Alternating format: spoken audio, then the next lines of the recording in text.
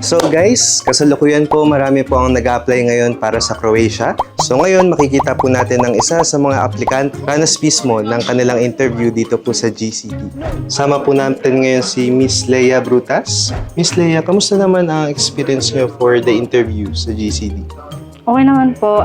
Nakausap ko po yung mismong employer at sa experience ko po parang mas 100% yung chance na makapasok po talaga at makapunta sa Croatia. Yun, may hirap naman po ba yung tanong or okay lang po ba yung... Madali lang po.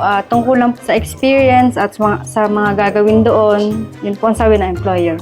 Yun. Paano yun na naman po nalaman yung about sa GCD? Meron po akong kakilala at kausap na nasa Malta na nagaling dito sa agency.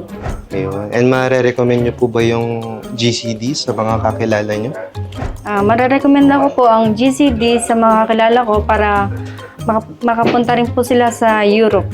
Ayun. Maraming salamat po Ate Leia at na-appreciate po namin ang pag-attend nyo po sa interview. So, ayun po mga kabayan, kung interesado po kayo na mag-apply, kontakin lang po kami sa aming WhatsApp accounts and pwede rin po kayong pumunta sa aming office